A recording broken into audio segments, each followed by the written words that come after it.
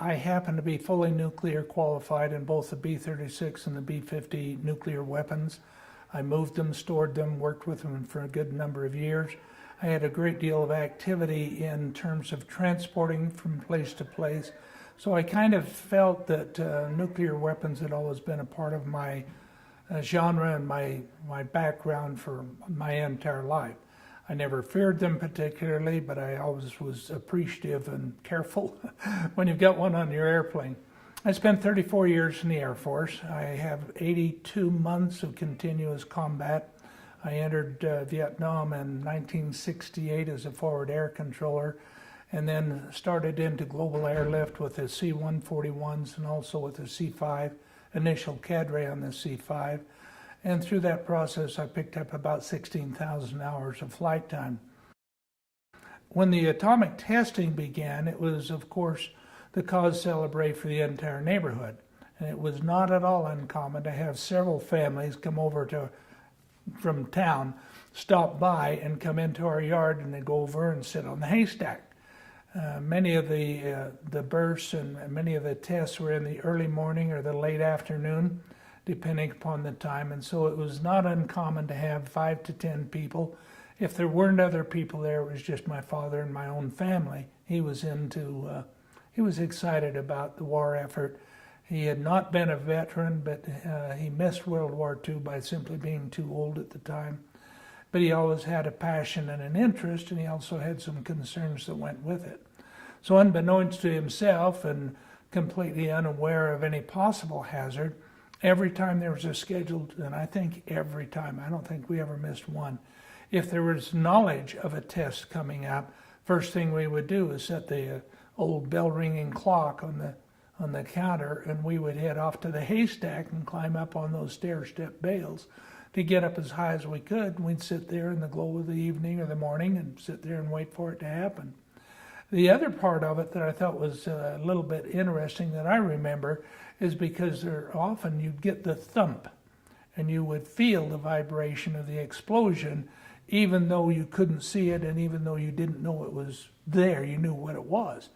So it was very easy at that time, once you felt the concussion or the seismic wave would hit you, you had probably a minute or 2 minutes to run out to the back and say, oh, looky, and up on the haystack again, and we start watching for the burst. By then the flash was gone, but you could see the dust cloud and the other thing. I don't know that there was any effort made, but it seemed to me like the majority of the atomic testing seemed to all be done on clear days. There were very few of them that you would see cumulus clouds or any interference, so it was pretty spectacular. If we were fortunate to actually see the flash and the burst, it was an eerie experience because it would appear that the flash was not coming from one place. It seemed to surround you because it would be on the mountains, on the hills, and everything, all at the same time. So it just kind of felt like you were in the center of that burst. There was not much discussion. There was not much education. I think I still have, if anyone is ever interested, maybe the library would be, of a stack of the original warnings, if you will.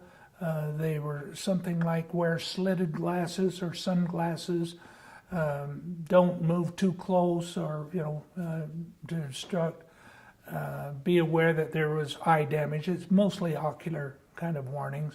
There were a number of them that in the same package that all had atomic prevention kind of things. The first thing that came about that I remember was on the cover of it, it had a little bottle that was full of little tiny brown pills, and those were supposed to ward it off.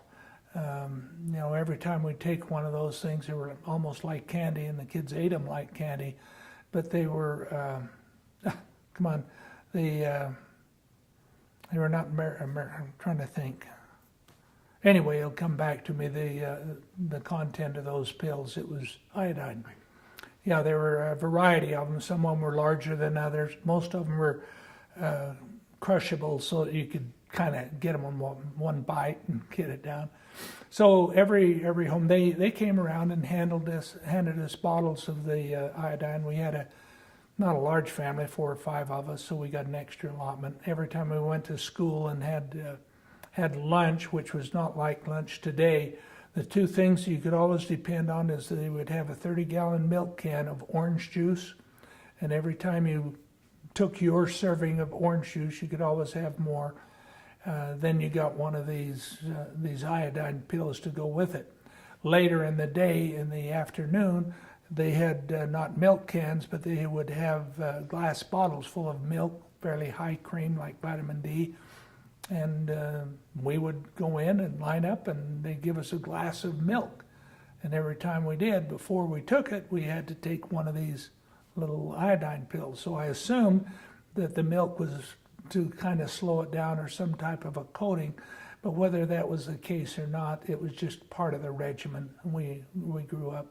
And I don't remember that changing from about 1st or 2nd grade, or the most poignant of the memories. I don't know when they quit doing that. But about a little bit later, we got heavily into the civil defense mood.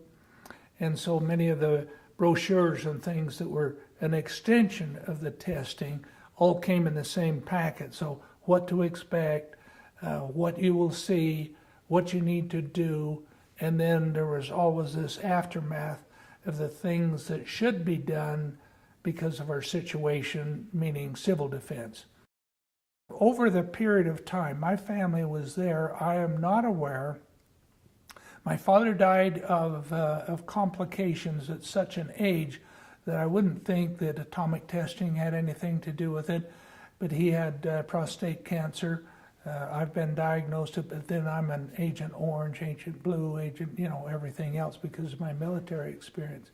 And I don't know of anyone that participated within my neighborhood that was ever adversely affected by the fact that we saw them or that we witnessed them or that we were there.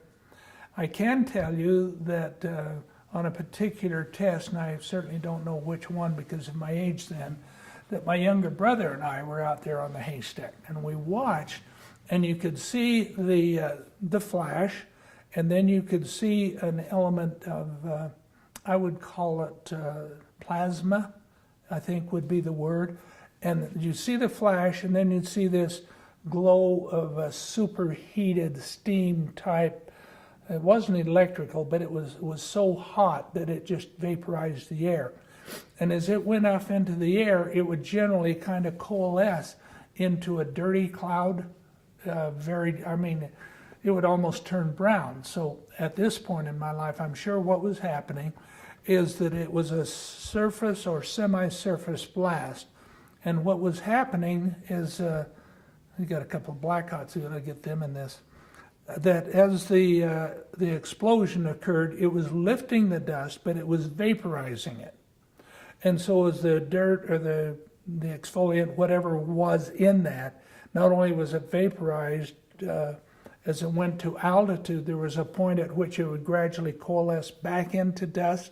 And so you would have this brown cloud formed, and you could watch the brown cloud then expand in the atmosphere. We'd sit there and watch that thing come over and see it get wider and wider. And its course for us, for your information, was never anything except directly to us. It didn't go over St. George. We're a little bit further north. So it kind of bypassed the St. George area and came around the west side of Pine Valley Mountain, not the east side. And so all of the memories that I have of the blasts themselves would be on a viewpoint that was either over Pine Valley Mountain, which is 12,000 feet high. So it shielded a lot of the flash, if you will, from us. But when the dust came, it came from the west side and came around. And that was always interesting to see that dust come, and obviously it was falling out as it moved. So if they talk about fallout, I'm sure that was exactly what it was. Probably to look back of it, I saw it as a curious event in the lives of myself and the community. I never felt that I was a participant in any of the testing. I never thought that I was even involved in it.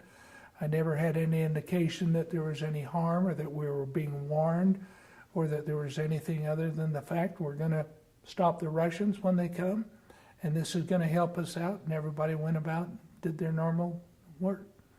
So that would probably have been the attitude that stayed with me until I entered military service.